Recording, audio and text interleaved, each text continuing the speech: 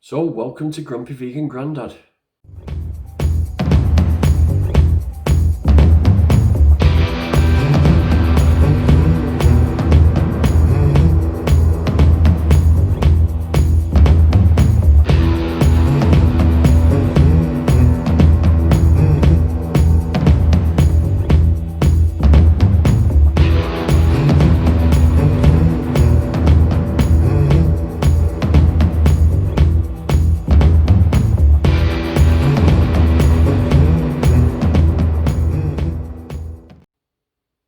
So, I've got a few things for you on this episode. Hopefully, I'm going to get a delivery of my little hamper from La Fromagerie. Yeah, that's the one. So I'm going to be opening that later. But at the moment, I've been watching something epic that is happening. What is going on? Let me send us over to Bob at the scene and let him explain what's going on. Over to you, Bob. Thank you, Grumpy Vegan Grandad. Yes, here we are in the final showdown of WWTF World What the Fuck Championships. This is the climax of the punishing series of bouts between two heavyweights of the scientific world. In the red corner, we have Bart Kay from New Zealand, where man and sheep are nervous. Bart's speciality is his vicious blows with the curses and swear words. He is the grand wizard of verbal attacks, and he has been known to use his shiny head to dazzle his opponent. In the blue corner, we have Michelle Lowe, aka the vegan high priestess from Chorley. Her specialities are her magic vegan spells, and her dry wit and sarcasm are sure to be a good counter to all Bart can throw at her. One speciality Bart has to be aware of is her control of bees, especially the poppy attack, which is a high-speed charge which will ground Bart in seconds. All in this final showdown. It's going to be spectacular, so stay tuned. Back to you, Grumpy Vegan Grandad. So, what's going on? So this has all started with a bit of a to and fro between Michelle Lowe and Bart Kay. Who is Bart Kay? Well, I'm going to show you pretty soon. And who is Michelle Lowe? Well, I'm going to show you that as well. I'm going to show you a little bit of video from them both. But I'll tell you basically what's been happening is that Bart Kay, he's promoted himself as a senior scientist, and unfortunately he's using his knowledge and experience to discount veganism and discount all the scientific evidence that points towards eating meat and animal products on the health side of things. He's saying that it's all bullshit, and he's been challenged by so many people, and he seems to use F's and Jeffs, fucking this, fucking that. He shouts people down. He's got an almighty gob on him.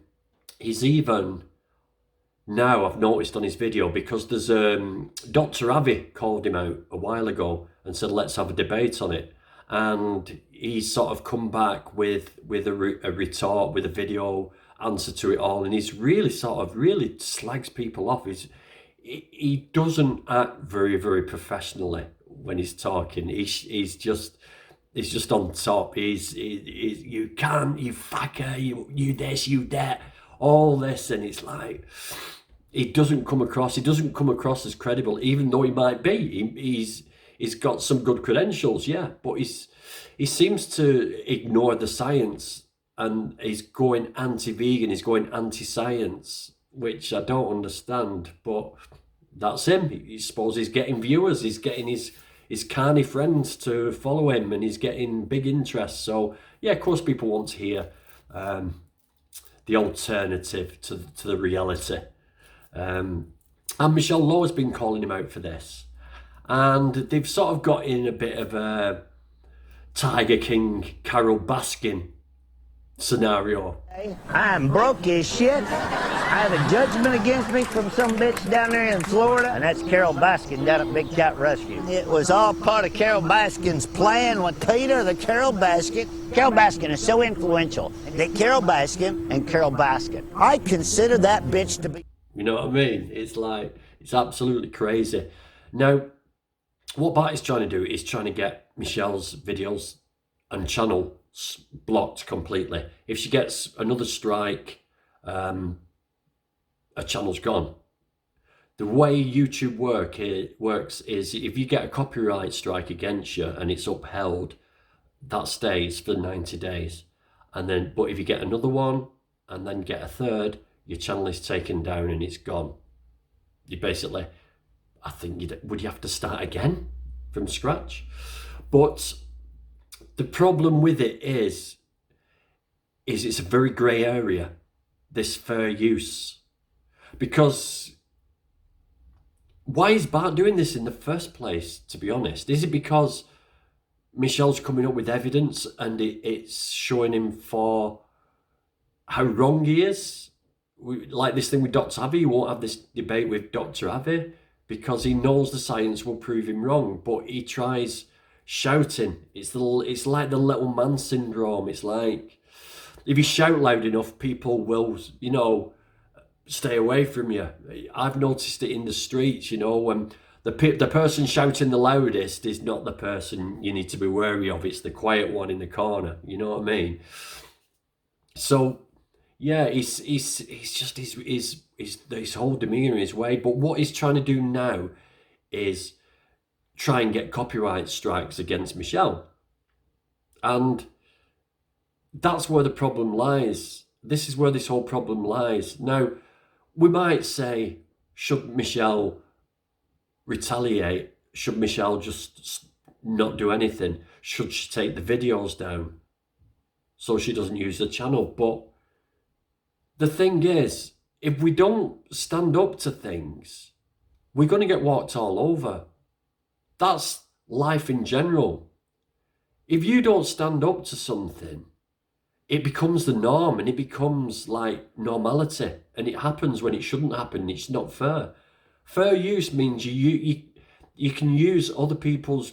She's not using a full Bart Kay video to make money on her YouTube. She's using sections of his video to commentate on and say, well, he's wrong about this, he's wrong about that. And that's fair use. That should be fair use.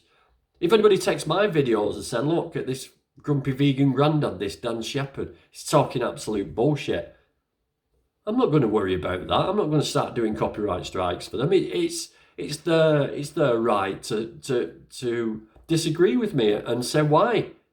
So I really don't get this attitude he's got. It's like he doesn't want people to prove him wrong. He's up his own arse by the sounds of it, but time will tell. But I mean, is it doing any good for YouTube?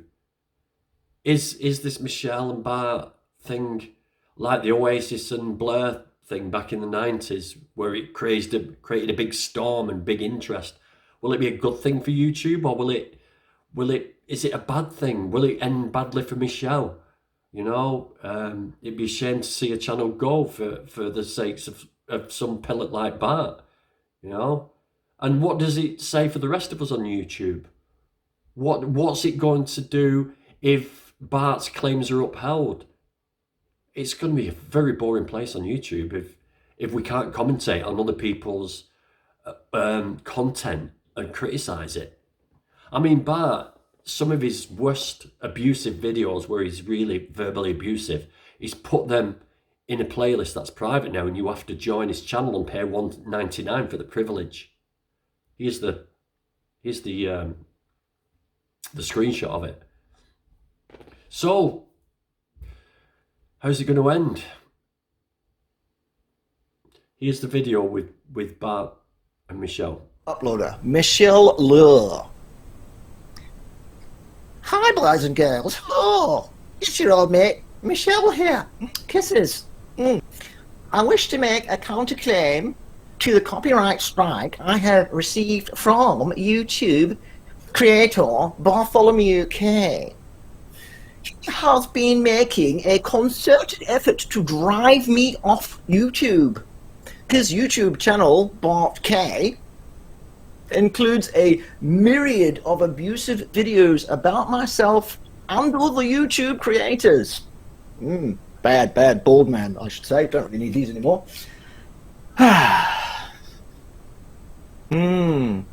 Okay.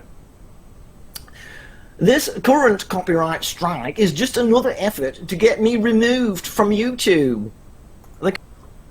So that's Mr. Bart Kay, and yeah, that's I mean, this whole video is about YouTube doxed Michelle Lowe. You will be stunned by this. Now, doxed is, Content of doxed is basically getting somebody's personal details like address or phone number and putting them in the public forum, exposing someone's address, which is a big no-no because obviously there's plenty of nutters out there. But she gave YouTube permission, and I'll show you this in the other video. But this is basically what's happening at this very moment in time. So let's go over to Michelle's channel.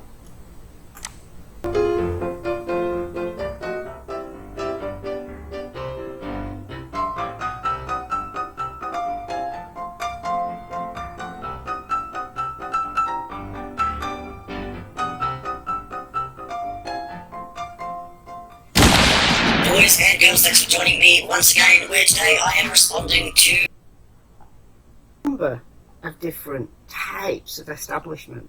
and your private email, which I already had anyway, but they are not to know that, and your telephone number A phone number. as well, Michelle. Good work, YouTube. Awesome way to look after the safety of your creators. Awesome work, YouTube. It is awesome work. This isn't doxing, right? I gave my consent for my details to be given to you in the event of a possible lawsuit. I have given my consent. This is not doxing. I'm not happy about it, right? But I gave my consent. So you have an address and a phone number that relates to me. If you give that to anyone else in the world, that does not have my consent. And therefore, if you give that address to anyone else, you are doxing and you are breaking the law. Am I clear? Absolutely unacceptable conduct. It's all kicking off. It's all kicking off. So as you can see, it's crazy. It's crazy. It's like a game of ping pong. They're just batting at each other, and is it productive? But personally, I think good on Michelle for standing up to him, not dropping the videos and maintaining, because things need to be fought for. Things need to be fought for.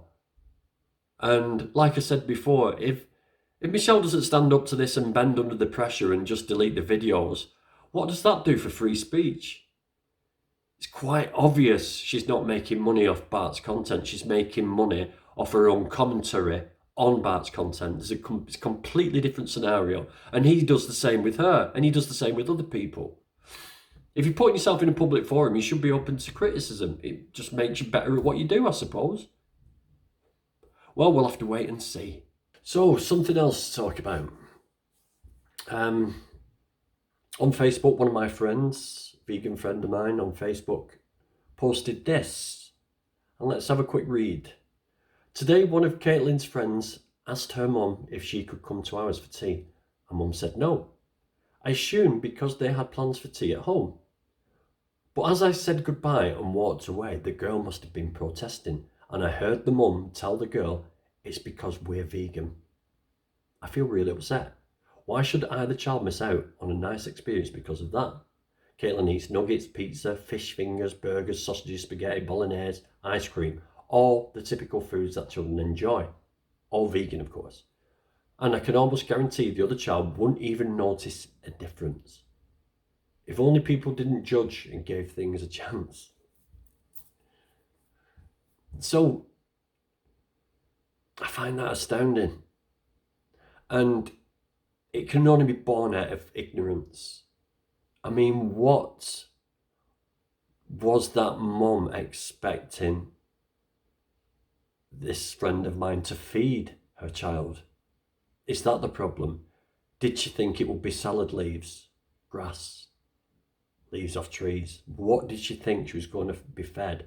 Or is it because she didn't want her child to be influenced to be vegan?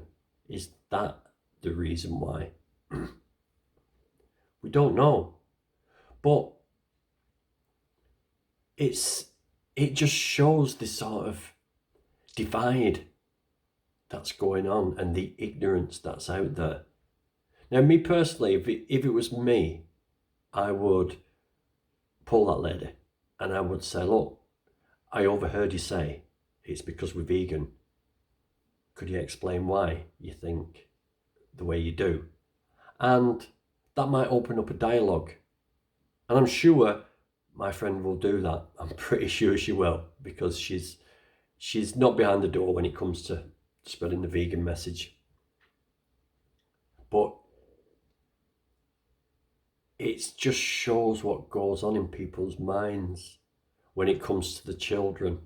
For some reason, people are really scared, really scared of veganism when it comes to children.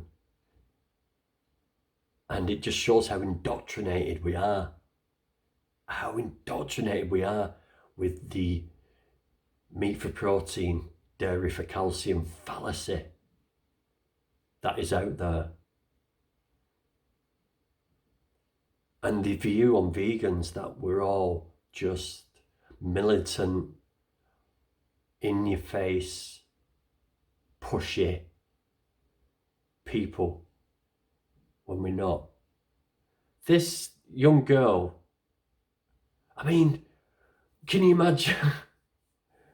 Can you imagine if it was a black kid and a white kid and you overheard the mum saying, no, you're not going to eat with that family because they're black? It'd be just like unacceptable. But because she's just vegan, it's acceptable to sort of be prejudiced against them, because that's what it is. Just a mad one, innit? Just an absolute mad one. And I wonder how many other people think like this. I mean, I can understand it to a point. You are very protective of your child. But I would be more scared if my child was vegan going to a non-vegan's house for tea. That would be more scary. That would be more harmful. In my eyes, that would be more harmful, because your child's microbiome is built for plant, not for dead bodies, flesh, cow secretions. So that would be more harmful if it was reversed. That would be more harmful to the child if the child was vegan and was given a meat eater's dinner, tea, lunch, food, picnic, whatever. But not the other way around. Total ignorance. Anyway, let's see how this develops and I'll keep you informed. So the box has come from La Formaggio. So I've got pesto burrata. I've got vegan zola. I've got I am not okay spready cheese. And I've got honestly tasty herby voicing. And then I've got a cream tea, which is plant-based scones. Cashew clotted cream, yes.